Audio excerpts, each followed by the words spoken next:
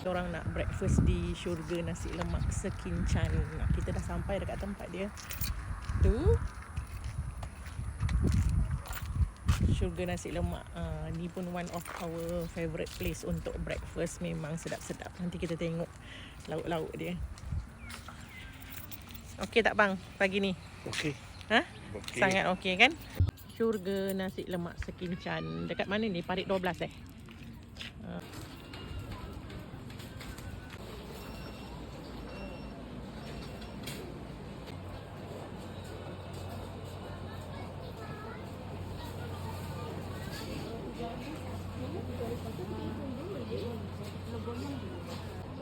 Satu lauk ni, paru ni.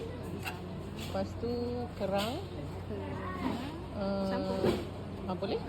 Lepas tu nanti letak dalam pinggan asing kot ayam kepak. Banyak sangat dalam pinggan. Sotong dengan paru kering, garing, crispy.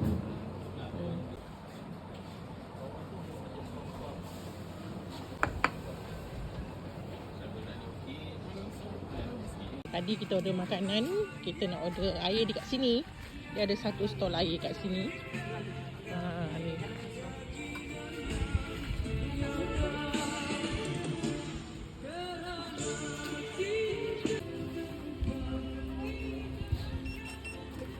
Dapat ni. So nanti dia akan panggil kalau air dah siap.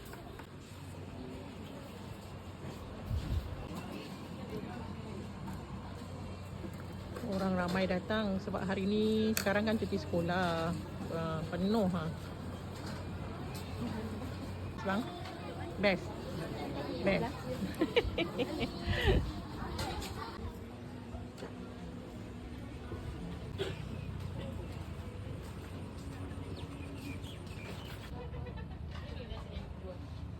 Memang best nasi lemak syurga ni, memang sedap, banyak pilihan lauk. Tapi yang tak best ni kali ni kita punya visit ke Sekinchan ni padi dah dituai. So view tak berapa cantik lah. Dia kalau menghijau tu memang sangat-sangat cantik view dekat Sekinchan ni. Sebab tu kita orang suka pergi sini. Ada waktu terluang je kita orang akan datang sini. Food sedap-sedap, view cantik-cantik, orang baik-baik.